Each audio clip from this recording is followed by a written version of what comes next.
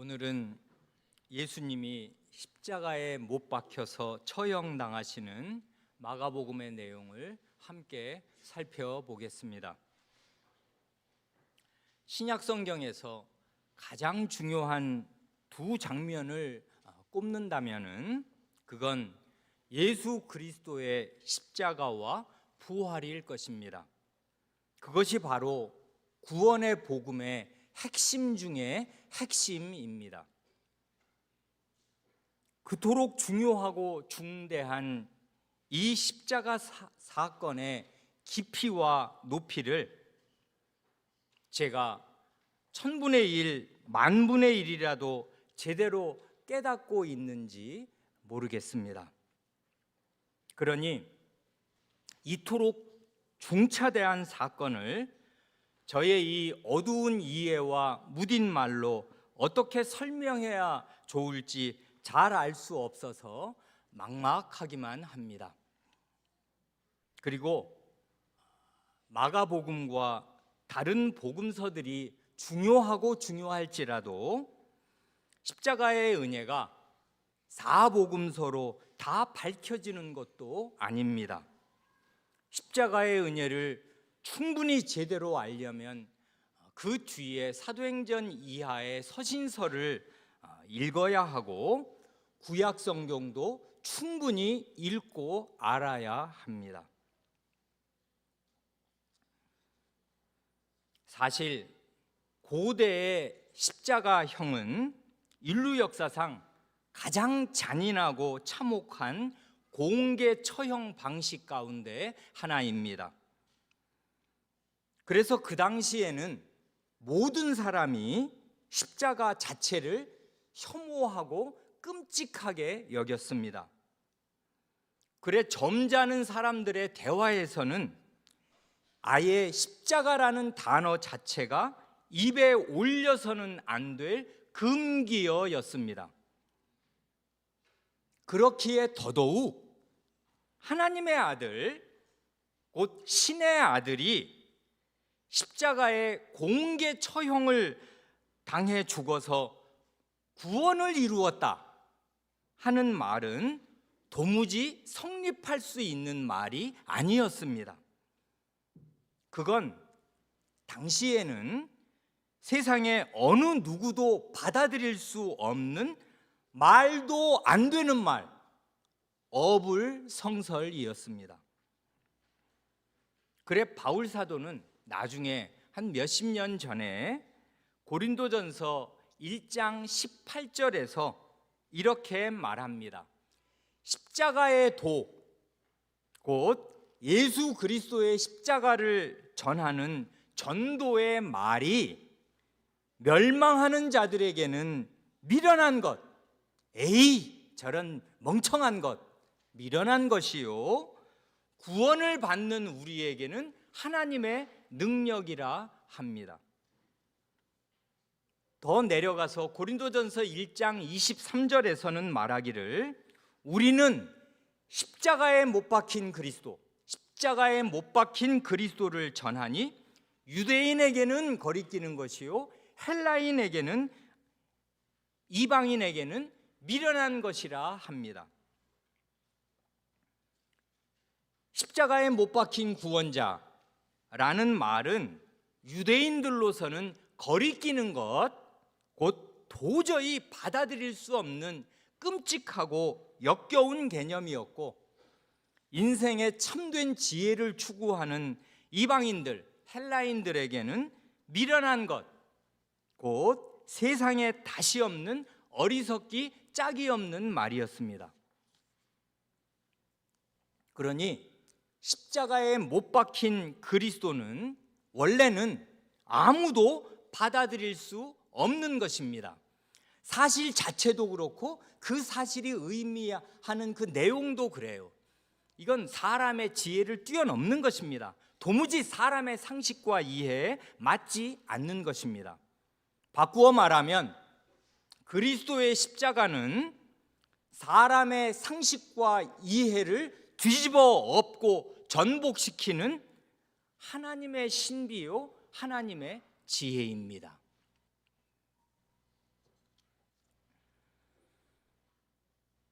지난 주일에 우리가 함께 읽은 마지막 구절이 마가복음 15장 15절이었습니다. 빌라도가 무리에게 만족을 주고자 하여 바라바는 놓아주고 예수는 채찍질하고 십자가에 못 박히게 넘겨주니라. 이 구절이 15절 맨 뒷부분이 알려주는 대로 대개 채찍질과 십자가형은 나란히 붙어 있습니다. 십자가형의 전초전이 채찍질입니다. 십자가형은 죄수의 몸을 벗겨놓고 그 벗은 몸에 못질을 해서 나무에 매달아 죽이는 잔혹한 형벌이지만 사실 십자가의 못질만으로는 출혈량이 그렇게 많지 않습니다. 그래 십자가에 달린다고 금세 죽는 게 아닙니다. 죽는데 몇 날 며칠이 걸린 경우들도 보고됩니다. 그래 미리 가혹한 채찍질을 하는 것입니다. 채찍질은 이렇게 합니다. 죄수의 옷을 벗기고 맨몸을 이런 기둥에 이렇게 묶어 놓든지 아니면 바닥에 엎어 놓은 채로 채찍질을 합니다.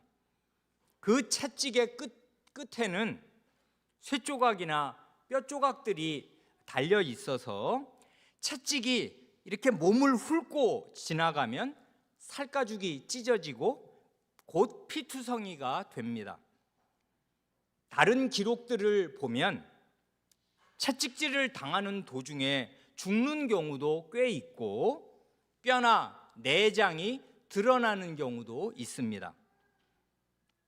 그러니 이 채찍질은 무서운 형벌입니다. 이렇게 사형수는 십자가에 달리기 전에 먼저 반죽음에 이르는 채찍질을 당합니다. 그 후에 자기가 매달릴 십자가를 지고서 대개는 이렇게 한다 합니다. 십자가는 아시는 대로 가로 세로 종횡 두 나무로 되어 있잖아요. 가로목이 있고 세로목이 있단 말입니다. 그래서 세로목은 대개 그 처형장에다가 세워놓고 그 가로목만 해도 아주 무겁습니다. 사람이 거기에 매달려야 되니까 그게 작은 나무가 아니고 무거워요. 그래 그 가로목을 대개 이 죄수가 지고서 행인들이 지켜보는 가운데 길을 쭉 걸어서 처형장까지 끌려가는 것입니다. 이처럼 십자가형은 처형 자체도 공개 처형이지만은 처형장까지 가는 과정도 공개됩니다. 죄수들이 이번에는 세 사람이 십자가에 달릴 거니까 세 사람이 이렇게 차례로 자기의 그 매달릴 가로목을 이렇게 지고서 이렇게 그 길거리를 이렇게 로마 그 군인들의 감시하에 거리를 걷는 모습을 행인들은 다 지켜보는 것입니다. 로마 당국은 이런 식의 공개 처형으로 민중의 공포심을 불러일으켜서 불온한 생각을 아예 하지 못하게 만드는 것입니다. 너도 로마의 반기를 들면 저렇게 된다 하는 걸 모든 사람에게 보여주는 것입니다. 그래 우리가 읽은 마가복음 15장 21절에서 알려주는 대로 30대 초반의 청년이었던 예수님이 도저히 스스로의 힘으로 자신의 십자가를 지고 형장으로 갈 수가 없어서 로마 군인들이 즉석에서 행인 하나를 징발해서 억지로 예수님의 십자가를 지게 했다는 사실은 예수님이 이미 채찍질로 말미암아 기진맥진한 상태가 되었다는 것을 암시할 것입니다. 그 당시 로마 사회의 정형을 잠깐 보여주지 않습니까? 그냥 아무나 길에 서 있던 너 이리 와 해가지고 여기 한 사람을 이리 와서 이 죄수가 맨날 쓰러져 있고 픽픽 쓰러지면서 도저히 걸을 수가 없고 이러니까 네가 대신 이놈 십자가 네가 대신 져라 하면 누가 지고 싶겠습니까? 그 끔찍한 사형틀을 자기가 왜 등에 져요? 그런데 이제 군인이 징발을 해서 강제 노역을 시키면 꼼짝없이 다 하는 식민지 백성들입니다. 그래, 이런 일이 그날 있었습니다. 이제까지는 채찍질이 어떤 것인지 잘 모르는 우리 가운데 있는 어린 사람들을 위해서 목사가 본문에 없는 부연 설명을 잠깐 한 것뿐입니다. 마가 선생의 강조점은 그런 데 있는 게 아닙니다. 마가 선생이 예수님의 처형에서 주목하고 또 주목하는 것은 예수님이 받으신 육체적 고통이 아니라 영혼의 고통, 즉 조롱과 모욕입니다. 특별히 그리스도의 직분을 모독하는 조롱과 모욕이 직분자 예수 그리스도에게 쏟아졌습니다. 첫째로, 이건 지난번에 우리가 살펴본 건데요, 바로 전에 예루살렘 공회에서 사형 판결을 받으신 직후에는 특히 그리스도의 예언자 직분이 심한 모독과 조롱을 받으셨습니다. 곧 14장 65절에서 우리가 본 대로 공회원들과 그 하인들이 예수님에게 침을 뱉고 내가 정말 그리스도라면은 예언자도 될 테니까 어디 한번 예언자 노릇 좀 제대로 해봐라 하고 얼굴을 가리고 주먹으로 쳤습니다. 저열한 조롱이었습니다. 둘째로, 빌라도의 재판정에서 다시 한번 사형 판결을 확정받은 뒤에 예수님의 신병이 군인들에게 넘겨졌을 때에는 군인들이 그리스도의 왕의 신분을 한껏 조롱합니다. 이 사실을 마가 선생은 이 15장 16절로 20절에서 무려 5절에 걸쳐 자세하게 기록합니다. 성경이 많은 분량을 할애하면 그만큼 중요한 것이에요. 곧 온 군대가 지켜보는 자리에서 손에는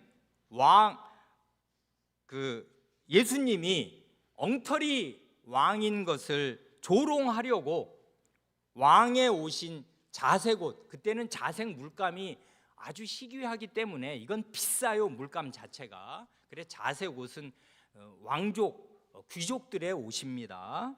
그래 그런 걸 어디서 구해다가 예수님에게 왕의 옷인 자색옷을 입히고 또 그 왕관을 빗대서 가시관을 씌우고, 이게 조롱의 표시인지 고통을 주려는 것인지 정확하지 않지만 문맥을 보면 이건 조롱의 의미입니다. 왕이다 그래 왕 하는 뜻으로 적당히 그 왜 월계수 같은 걸로 이렇게 마라톤 우승자에게 옛날에 씌워줬던 그런 그 관 있잖아요. 나뭇가지로 이렇게 둥그렇게 만드는 거, 그런 거를 가시나무로 이렇게 관을 만들어 씌우고, 손에는 왕의 홀, 왕은 이렇게 딱 지팡이 같은 그 권위의 상징으로 홀을 들고 있잖아요. 그 왕의 홀을 흉내낸 갈대를 쥐어 주었습니다. 왕의 행색을 갖추어 놓은 것입니다. 죄수에게. 이 갈대란 우리나라의 그 얇은 그 갈대가 아니고 상당히 나무같이 두꺼운 이런 우리나라랑은 수종이 다른, 말하자면 갈대입니다. 이게 막대기 노릇을 할 수 있는 갈대입니다. 그래 이렇게 옷도 입혀놔, 왕관도 씌워놔, 왕홀까지 쥐어놓고 나서는 왕이니까 놀리는 것입니다. 유대인의 왕이여 만수무강하소서 하고 예를 표하면서 꿇어 절합니다. 그런 다음에는 그 갈대 막대기를 빼앗아서 그것으로 머리를 치고 침을 뱉습니다. 예수님은 이미 세 번째 순환 예고에서 자신이 무슨 일을 당할 것을 자세히 말씀하시는 가운데 그 10장 34절을 보면 그들은 이제 유대인의 공회가 나를 이방인에게 넘겨줄 것이고 넘겨받은 그들 이방인들은 능욕하며 침뱉으며 채찍질하고 죽일 것이나 이렇게 정연하게 네 가지를 말씀하셔요. 첫 번째가 모욕이고 그 다음에는 침뱉음이고 그 다음에는 채찍질이고 그 다음에는 죽이는 살해입니다. 이런 모욕에 더해서 예수님이 십자가형을 받게 된 죄목도 그 십자가 위에 달린 죄패에 명기됩니다. 26절을 보면 유대인의 왕이라는 죄패가 그 위에 조롱의 뜻으로 걸려 있지 않습니까? 곧 로마 황제의 재가도 없이 유대인의 왕이라고 자처하다가 이렇게 십자가형에 처해진 자다 하는 비아냥으로 그런 죄패를 걸어 놓았습니다.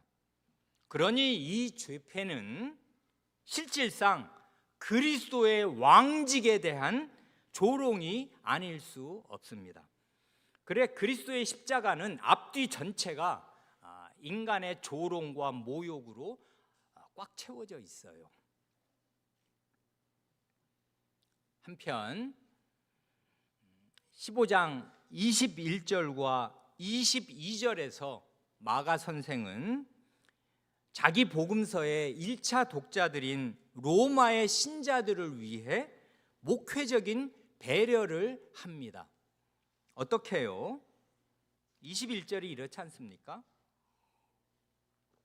마침 알렉산더와 루포의 아버지인 구레네 사람 시몬이 시골로부터 와서 지나가는데 그들이 그를 억지로 같이 가게 하여 예수의 십자가를 지우고, 이 구레네는 어디 있는지 아십니까? 그 북아프리카, 아프리카 북부에 아프리카 그 대륙이 이렇게 고구마 엎어놓은 것처럼 이렇게 있고 그 맨 윗부분에 해안선의 가운데쯤에 있어요. 그게 지금의 리비아인데 그 리비아에 있는 해안 도시, 아주 큰 해안 도시입니다. 그러니까 이 시몬이라는 사람은 원래는 이제 구레네에서 살다가 어느 때 이스라엘로 와서 시골에 살고 있는 사람입니다. 이스라엘 시골에서 사는 사람인데 그날은 볼 일이 있어서든지 어떤 이유에서든 이 서울로, 수도 예루살렘으로 와서 무슨 큰 구경거리가 있으니까 길에서 구경하다가 자기로서는 말하자면 봉변을 당한 것입니다. 징발이 되어서 예수님의 십자가를 대신 지게 되었습니다. 이 사람 이름이 뭡니까? 베드로 사도와 이름이 같잖아요. 시몬이에요. 그래 이스라엘 안에는 그 시몬 지파를 따서 시몬이잖아요. 그러니까 이름이 똑같은 사람들이 요셉이나 뭐 시몬이나 워낙 동명이인들이 많으니까 구분을 위해서 보통은 이름 앞에 출신지를 밝혀줍니다. 이렇게 구레네 시몬, 구레네 사람 시몬, 혹은 뭐 막달라 마리아, 막달라 지방의 마리아, 마리아라는 이름도 미리암, 그 이름이 많으니까 앞에 출신지를 붙이면 일단 구별이 되잖아요. 또는 그런 거가 아니라면 대개 아버지의 이름을 붙여줍니다. 뭐 세베대의 아들 요한 이렇게 하든지 아니면 바요나 시몬, 요나의 아들 시몬 이렇게 하면 이제 상당히 구별이 된단 말입니다. 이렇게 출신지나 아버지의 이름으로 동명이인을 구별해 주지 이 21절처럼 아들의 이름으로 아버지를 알리는 경우란 보셨습니까? 거의 없어요. 그래 이건 뭘 말하는 거냐면 이 마가복음의 1차 독자들인 로마의 신자들이 구레네 시몬 하면 누군지 잘 몰라도 알렉산더와 루포의 아버지 하면 하고 금세 아니까 아들들의 이름을 써준 것으로 추정됩니다. 그러니까 이건 굉장히 예외적이고 이 마가 선생이 자기 회중을 잘 알고 있는 거예요. 그 사람들에게 맞게 이해를 시켜주는 그 말을 이렇게 하는 것입니다. 그래 아닌 게 아니라 이게 지금 마가복음의 독자도 로마 1차적으로는 로마 신자들이고 나중에 바울 사도가 이 로마 교회에 보낸 이 로마서의 맨 마지막 부분 로마서 16장 13절을 보면 여기 알렉산더와 루포의 아버지가 이 구레네 시몬인데 루포가 나와요. 거기 로마서 16장 13절을 보면 이렇습니다. 이건 바울 사도의 말이죠. 주 안에서 택하심을 입은 루포와 그의 어머니에게 문안하라. 그의 어머니는 곧 내 어머니니라 합니다. 그래 이 마가복음 오늘 본문에 나온 이 알렉산더와 루포 할 때 그 루포와 이 로마서 16장에 나오는 루포가 같은 사람이라면 이 구레네 사람 시몬의 아내도 굉장히 신실한 여성 신자고 그래서 심지어 바울 사도가 루포의 어머니는 내 어머니다. 사도가 자기 어머니라고 할 만큼 아주 믿고 의지하고 귀하게 여기는 아주 귀한 신자이고 또 루포 자신을 바울 사도가 이건 주님이 택하신 사람임에 틀림이 없지. 그러니 루포와 그의 어머니에게 문안해 주십시오 하고 편지에 이름을 거명할 만한 사람이 되었어요. 이런 걸 보면 이 시몬 자신은 교회 안에서 그렇게 드러나는 사람이 아니든지 아니면 여전히 안 믿는 사람인지는 모르겠으나 이 성경에 기록되는 것은 루포와 그의 어머니입니다. 이런 건 우리 교회 생활에서도 많이 보는 거잖아요. 남편들이 정신 못 차리고 사는 사람 많아요. 그런데 그 어머니는 신실해. 그리고 어머니가 아들을 또 신앙적으로 잘 길러서 그 아들이 아버지보다 훨씬 나은 신앙을 가지고 사는 경우도 많아요. 그래 이런 현실 가운데 이 구레네 시몬을 설명할 때 마가 선생은 알렉산더와 루포의 아버지다라고 설명한 것입니다. 그 다음 22절에도 보면 마가 선생은 이 골고다라는 아람어 히브리어를 모르는 로마 독자들을 위해서 번역을 해주잖아요. 이건 번역하면 해골의 곳이라는 뜻이다. 골고다는 해골이니까. 그러니까 왜 해골이냐 하면 예루살렘 성벽 나가자마자 바로 보면 작은 언덕이 이렇게 있는데 그 언덕 모양이 나무도 안 심고 해서 그 언덕이 마치 해골바가지의 그 머리 해골바가지 보면 이렇게 맨들맨들하면서 이렇게 둥그렇잖아요. 그래서 작은 동산이 눈에는 띄지만 그러나 이제 그렇게 숲이 아닌 그런 벌거숭이 민둥산 언덕 요게 해골처럼 생기니까 그곳 이름을 야 저건 해골이다 해서 히브리 사람들은 유대 사람들은 저기 그곳 이름을 골고다라고 했는데 골고다라고 하면 로마 사람들은 뭔 말인지 아무 뜻도 모르니까 요건 바로 해골의 장소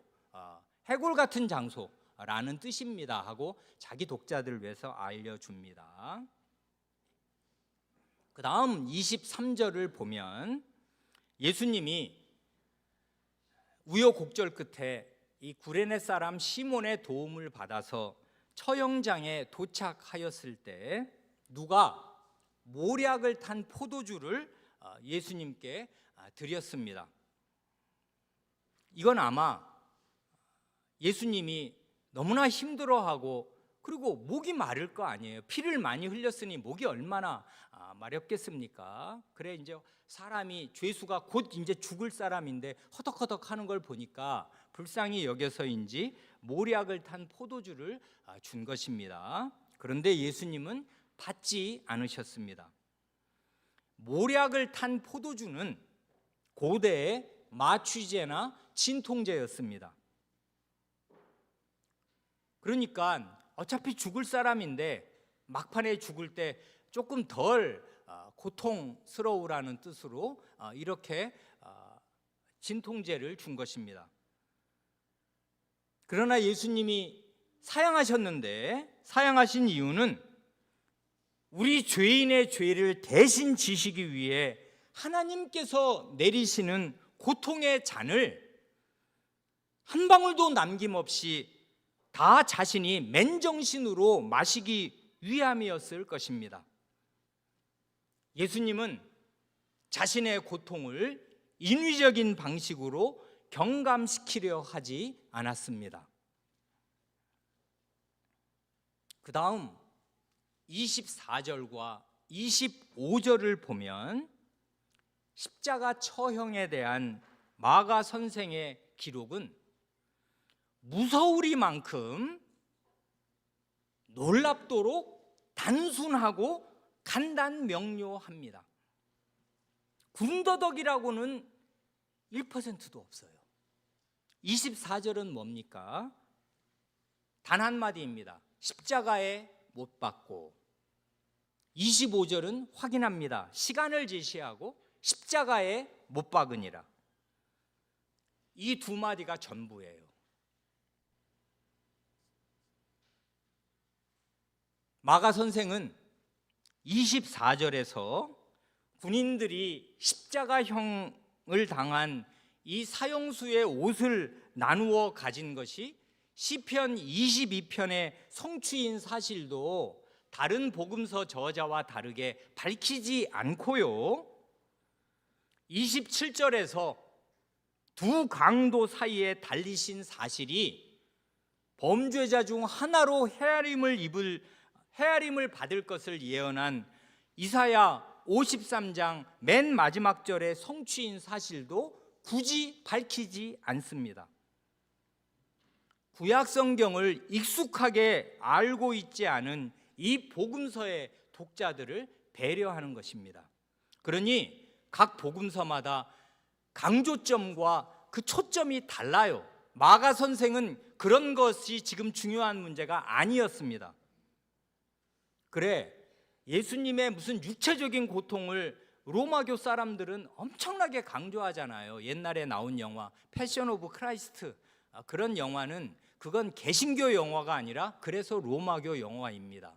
소녀 취향 같은 감상적으로 센티멘탈하게 예수님의 육체적인 고통을 엄청나게 강조하는.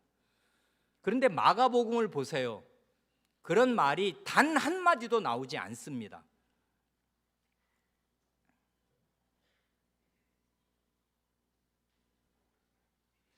그런 마가복음이 29절로 32절까지 넉 절에 걸쳐 자세하게 진술하는 사실이 있습니다. 그건 예수님이 십자가 위에서 받으신 조롱과 모욕입니다.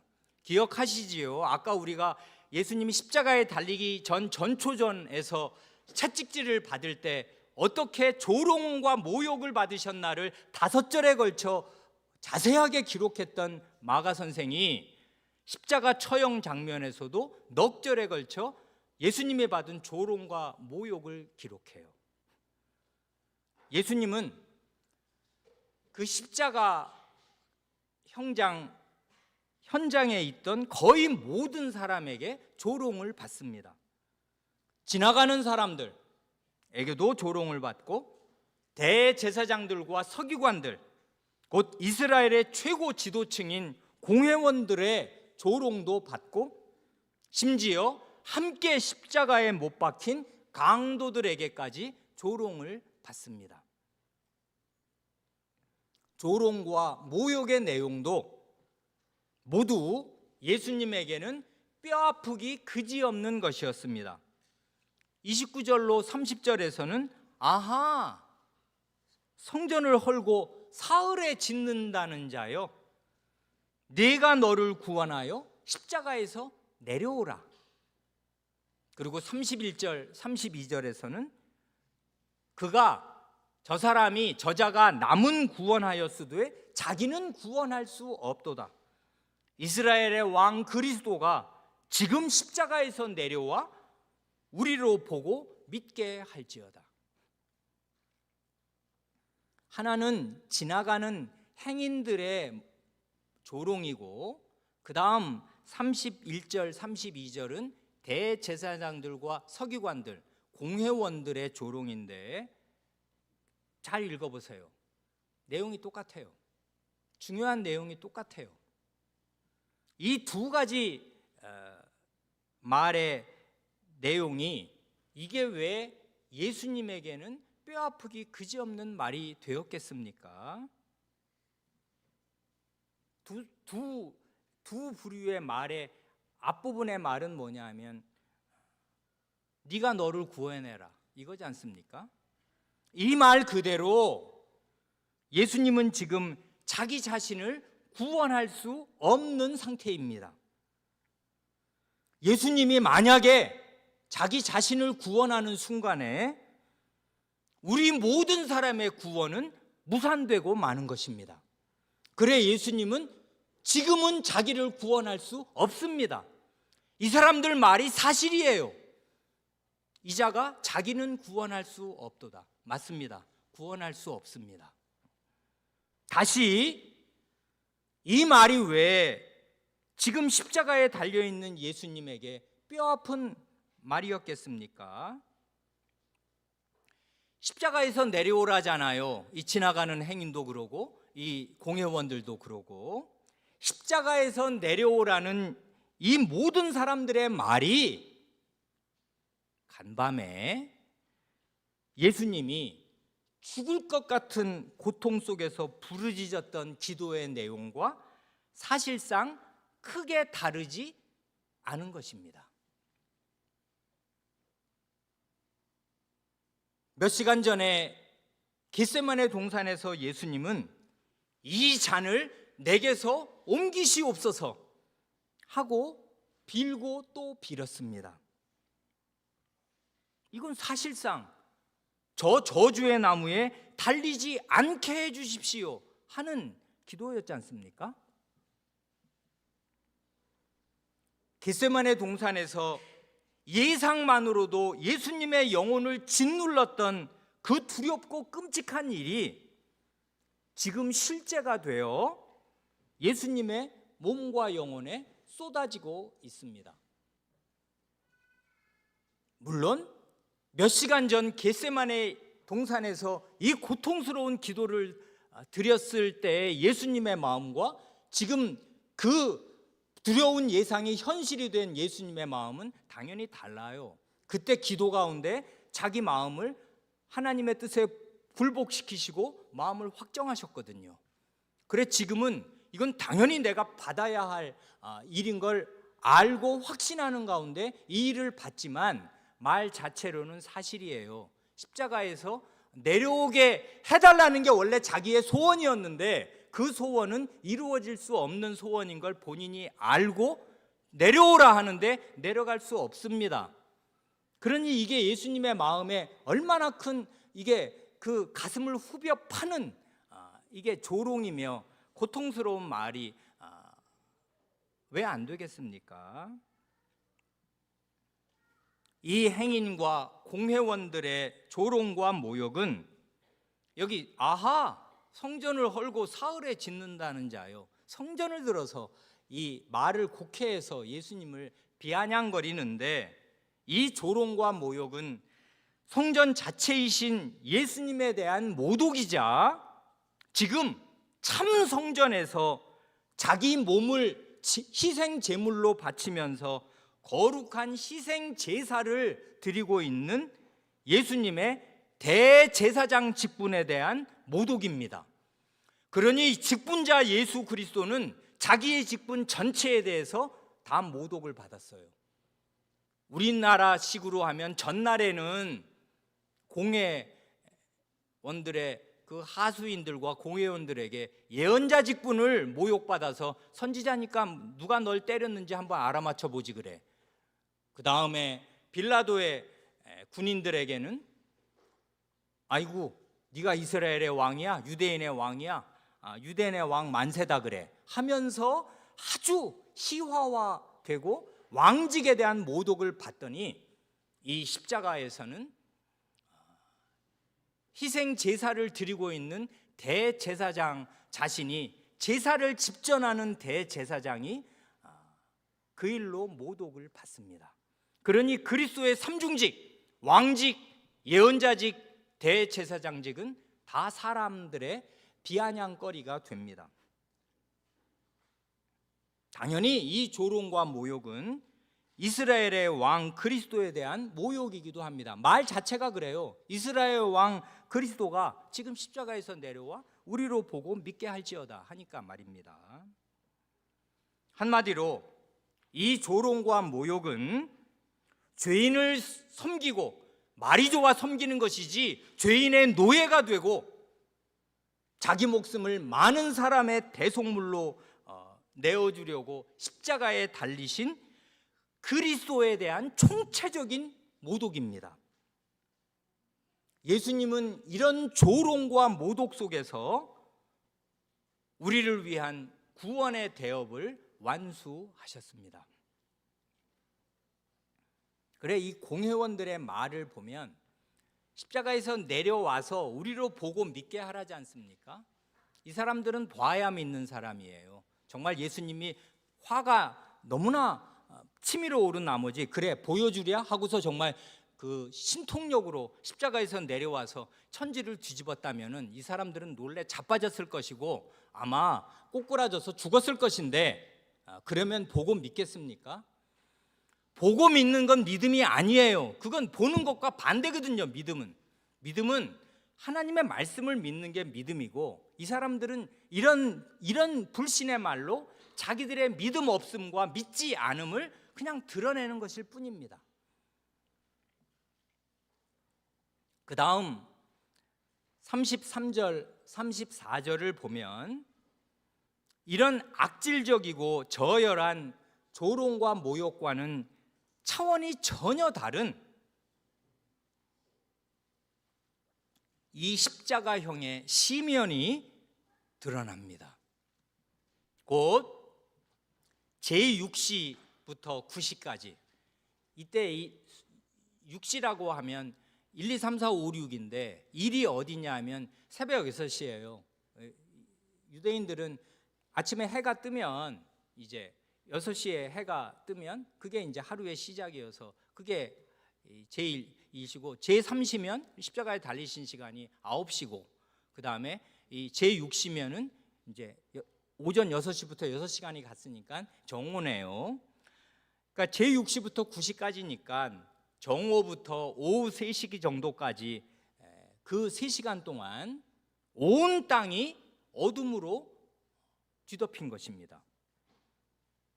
이 어둠은 죄악에 대한 하나님의 지극한 진노를 나타낼 것입니다.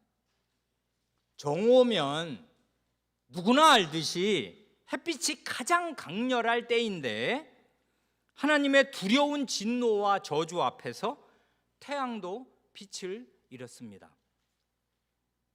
이 어둠은 과거 출애굽 때 하나님의 심판의 상징으로 애굽 온 땅을 뒤덮었던 캄캄한 흑암을 생각나게 합니다. 출애굽기 10장에 나오는 애굽에 내리신 그 10가지 재앙 가운데 하나가 흑암이었지 않습니까? 그건 심판의 흑암이었습니다. 이 캄캄한 어둠 속에서 예수님은 십자가에 달린 채로 하나님의 진노와 저주와 심판을 몸과 영혼에 다 당하십니다. 그 끝에, 그 어둠의 끝자락에서 엘리 엘리 라마 사박다니, 곧 나의 하나님 나의 하나님 어찌하여 나를 버리셨나이까 하고 절규하십니다.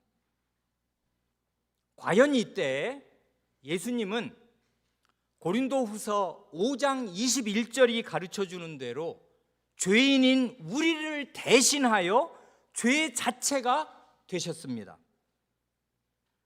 또한 갈라디아서 3장 13절이 알려주는 대로 우리를 위하여 저주 자체가 되셨습니다.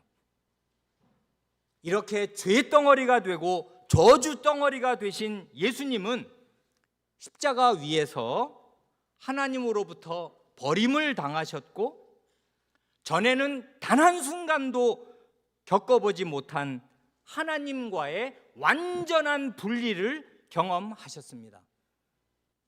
이게 지옥이잖아요. 완전한 분리. 근데 이 세상 사는 동안에는 말이 지옥이다 하는 거지, 생지옥이다 하는 거지, 지옥을 가봤습니까? 겪어봤어요? 1000분의 1, 10,000분의 1도 겪어보지 못했어요. 그래 여전히 하나님의 해를 매일 쪼이고 하나님의 비로 만물이 자라서 과일을 먹는 한 해는 이 세상에 어떤 죄인이라도, 심지어 가룟 유다라도 이 세상에 살아있는 동안에는 하나님과 완전히 분리되지는 않아요. 하나님의 은혜를 상당히 받고 있거든요. 그런데 지옥이야말로 완전한 어둠, 완전한 분리예요. 하나님의 모든 것으로부터의 완전한 분리. 그런데 예수님이 이 십자가에서 하나님과 저주 덩어리요 죄 덩어리로서 하나님과의 완전한 분리를 경험하십니다. 말하자면 지옥의 고통을 겪으시는 것입니다.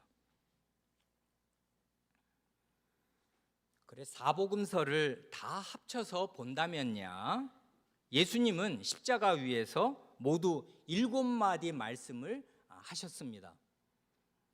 그래 예전에 무슨 십자가의 그 가짜를 따서 가상 7원 십자가 상에서의 7마디 말씀하는 그런 책도 예전에 나온 게 있었는데 여러 말씀을 하셨어요. 달리시자마자 자기를 못 박은 이 로마 군인들 이런 사람들을 보면서 아버지 저들을 사하여 주옵소서 하는 말씀도 하시고 또 어머니에게 보소서 아들이니이다 뭐 또 제자에게 네 어머니다 하고 어머니를 부탁하시는 말씀도 하셨고 마지막에는 내가 목마르다 하셨고 또 한 강도에게 내가 오늘 나와 함께 낙원에 있을 것이다 말씀도 하셨고 마지막 운명하실 때는 다 이루었다 하는 등등의 말씀을 하셔서 그 말씀들을 다 추리면 사복음서를 다 이렇게 종합을 하면 한 일곱 가지로나 말씀을 하셨다 합니다. 그러나 마가 선생에게 중요한 건 그게 아니에요. 마가 선생은 나머지 6마디는 십자가에서 하신 그 6마디는 하나도 언급하지 않고 오직 이 한마디 말씀만 기록합니다. 그럼으로써 십자가의 핵심이 무엇인가를 가장 명징하게 드러내요. 십자가의 핵심은 이 말 저 말 하는 게 아니란 말입니다. 십자가의 핵심은 뭐예요? 나의 하나님 나의 하나님 어찌하여 나를 버리셨나이까 하는 하나님으로부터의 저주와 진노와 심판을 받은 그 두려움, 그 일이 해결된 것, 그걸 지금 받고 있는 것, 이거 하나만을 마가 선생은 드러냅니다. 그러니까 마가복음을 따로 읽는 보람이 여기에 있어요. 그렇지만 이 마지막 순간까지 저열한 인간들의 오해는 계속되었습니다. 예수님의 가장 고통스러운 부르짖음, 그 깊이를 우리가 영원히 다 헤아릴 수 없을 이 고통스러운 부르짖음이 엘리 엘리 라마 사박다니였는데 이걸 큰 소리로 외치잖아요. 이게 참을 수가 없으니까 온몸이 심장이 터져버릴 것 같은 그 고통 가운데 지금 이 부르짖음을 부르짖는데 이 말도 오해의 대상이 됩니다. 이 말을 오해한 인간들은 엘리 엘리 하니까 엘리야를 부른다 하지를 않나? 또 어떤 인간은 가만둬라 엘리야가 와서 그를 내려주나 보자 이렇습니다. 지옥의 어둠에 갇혀있는 악질적인 인간들의 현저한 특징이 타인에 대한 악의적인 오해와 악의적인 비방입니다.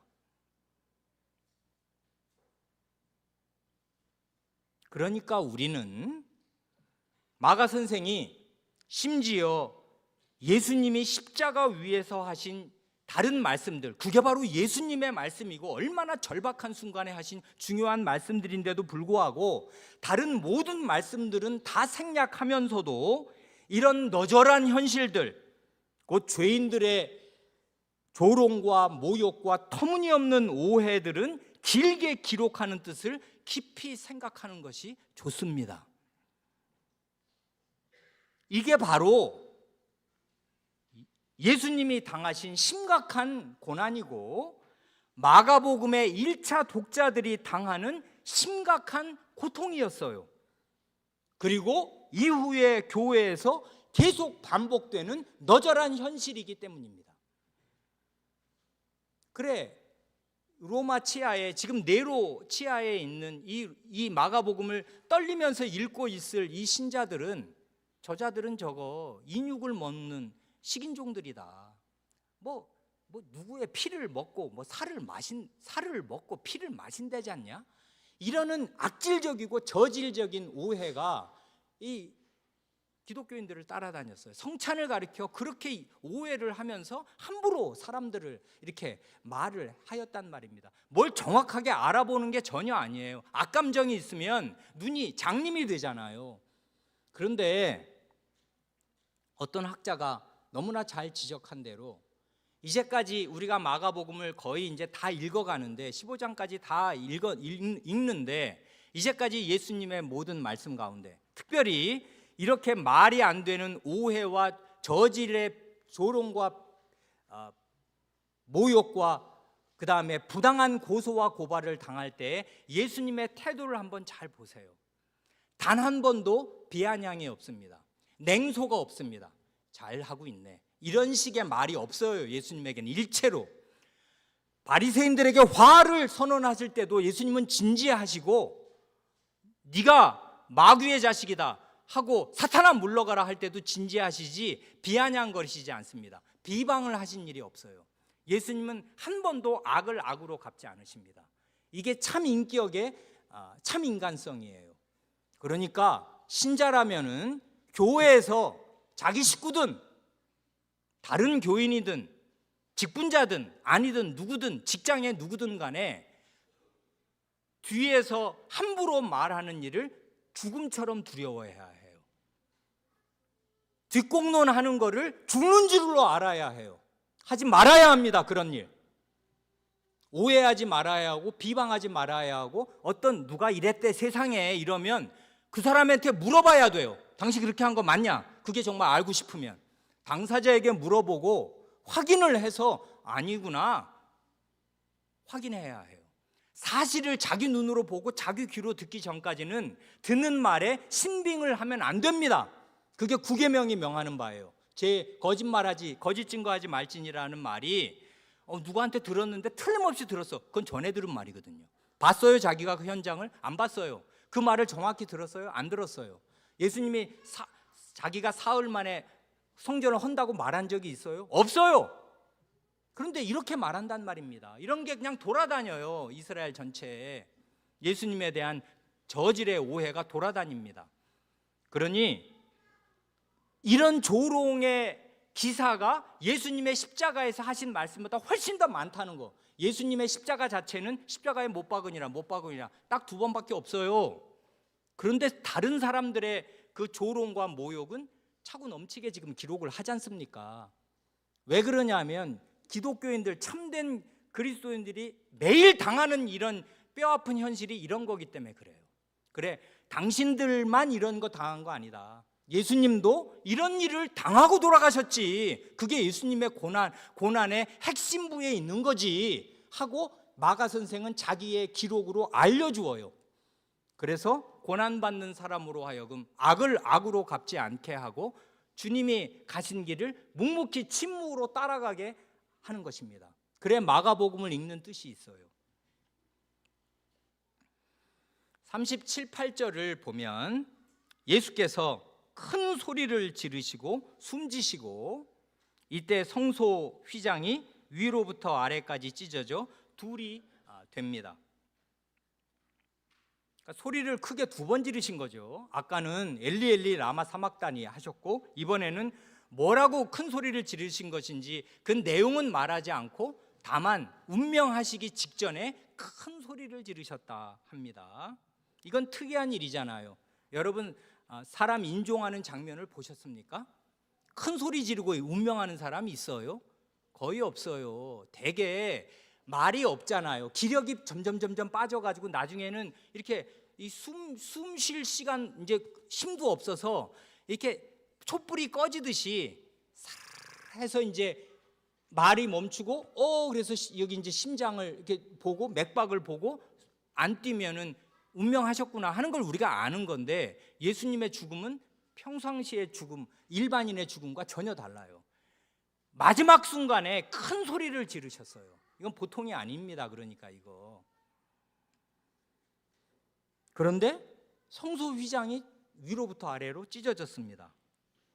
그 전에 대낮인데 12시부터 3시까지, 이건 아마 6시쯤에 이제 죽으신 것 같은데, 그 전에 대낮에 어둠이 온 땅을 덮은 게 이게 초자연적인 현상으로서 십자가의 어두운 의미를 보여주듯이 이건 저주요, 심판이요, 진노다.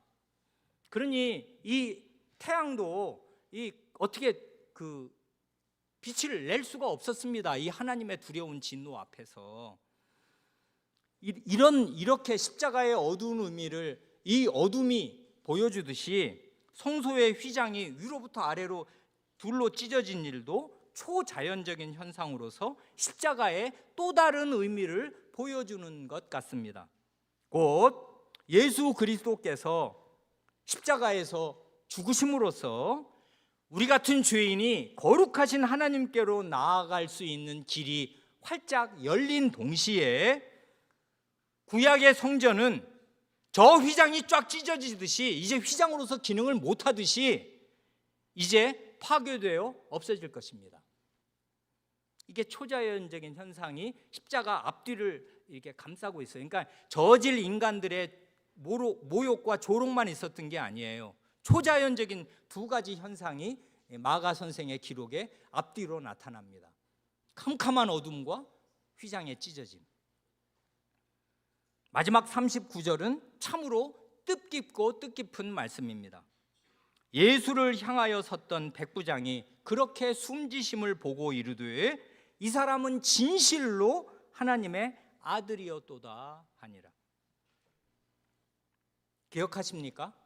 마가 선생이 이 복음서를 쓴 가장 중요한 목적이 무엇입니까? 마가복음 1장 1절이잖아요. 뭐였죠?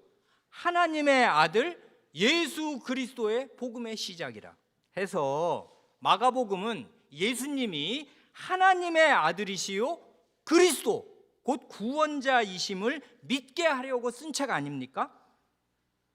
이 마가복음의 목적을 성취하는 중대한 고백이 백부장의 입에서 나온 것입니다. 적어도 마가복음에서는 이 고백이 사람이 예수님을 하나님의 아들이라고 고백하는 첫 고백입니다.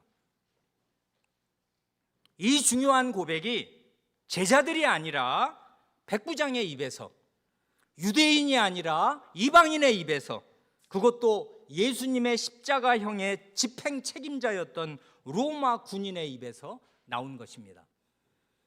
성경을 많이 읽으신 분은 아닌데, 마태복음 16장에 베드로의 신앙 고백에 보면 주는 그리스도시요 당신은 그리스도시요 하나님의 아들이시니이다 하고 베드로도 그 전에 제자들의 대표로 고백했는데 하시겠습니까? 마가복음을 잘 읽어보세요. 마가복음 8장 27절에 사람들이 나를 누구라 하냐 하시고 29절에 너희는 나를 누구라 하느냐 예수님이 물으셨을 때 베드로의 입에서 당신은 그리스도입니다 하는 고백밖에 안 나와요. 그러니까 말입니다. 제가 마가복음을 강의한 첫 시간에 말씀드렸습니다. 마가복음 1장 1절이 이게 두괄식으로서 마가복음 전체의 주제인데 예수님은 하나님의 아들이시고 그리스도시다. 그런데 그리스도시라는 두 가지죠. 그러니까 예수님은 하나님의 아들이시고 그리스도인데 예수님이 그리스도시라는 고백은 마가복음 8장 29절에서 제자단을 대표하는 제자들의 입에서 나오지만 예수님이 하나님의 아들이시다 하는 고백은 15장 맨 마지막에 이방인의 입에서 나옵니다. 그럼으로써 마가 선생이 이 복음서를 쓰는 목적이 결국 이 복음을 듣고서 이게 반응이 나와야 복음서를 쓴 보람이 있는 것인데 베드로에게서 백부장에게서 답 2개가 나온 것입니다. 이것이 십자가의 역설입니다. 곧 예수님이 가장 낮아지셨을 때, 인간의 죄덩어리가 되고 하나님의 저주덩어리가 되었을 때, 벌거벗고 십자가에 못 박혀 죽었을 때 놀랍게도 하나님의 아들이시다 하는 고백이 나온 것입니다. 어떻게 그 사람이 이 고백을 하였는지, 그것도 사형을 집행한 당사자가, 백부장이 어떻게 이분은 진실로 하나님의 아들이시구나 하는 고백을 할 수 있었는지 우리는 잘 모릅니다. 우리 자신이 어떻게 예수님을 하나님의 아들이시요 그리스도라고 믿게 고백하게 되었는지 신기하기 이를 데 없는 것과 같은 것이에요. 믿음은 신비입니다.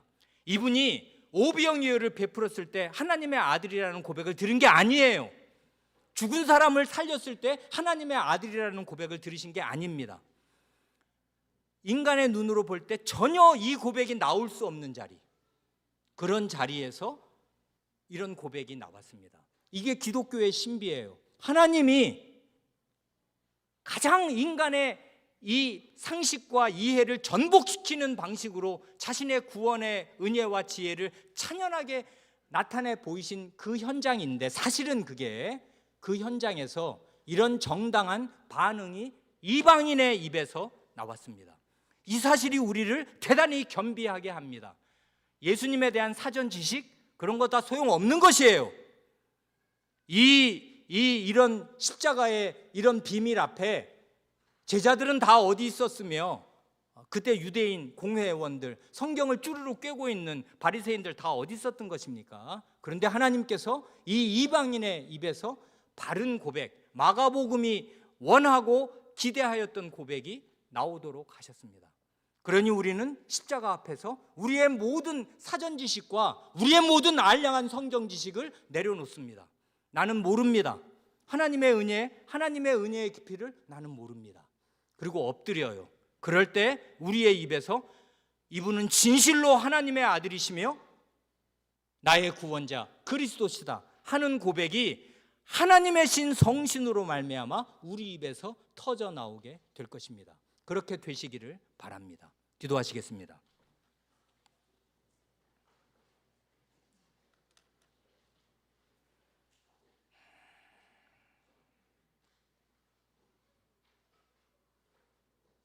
하나님 아버지,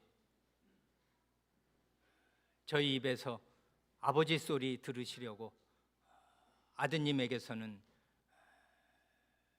마지막 순간에 아버지 소리를 들으실 수가 없는 자리, 나의 하나님 어찌하여 나를 버리셨나이까 하는 절규를 듣는 고통을 감내하시고, 아드님은 그렇게 품 안에 계셨던 아버지의 영원한 사랑의 품속에서 완전히 격리되고 박탈되어 분리되는 그런 지옥 고통을 겪으시면서 저희를 구원하셨으니, 저희의 구원은 얼마나 만극한 것이오며 저희의 구원은 얼마나 절실한 것이오며, 이게 온 천지가 놀라 자빠지고 태양의 빛을 잃고 온 우주가 뒤흔들릴 이런 중대한 일이 아닐 수가 없겠사옵니다. 무엇이간데 저희 같은 이런 쓸데없고 하나님 앞에 아무것도 도움이 되지 못할 저희 각 사람을 구하시려고 하나님께서 이 같은 고통을 감내하시고 아드님께서 이 같은 지옥 고통의 한복판을 통과하셨는지 저희는 신비이오며 도무지 이해하지 못하오며, 다만 이 사실이 저희를 위한 하나님의 마련이요 은혜인 사실을 믿고 하나님을 우러러 찬송합니다. 주님, 저희의 찬송을 받으시고 저희의 감사를 받으시며 이 예수 그리스도의 형상이 저희 죽을 몸에 다 빚어지게 하여 주시기를 구합니다. 우리 구주 예수님의 이름으로 기도합니다. 아멘.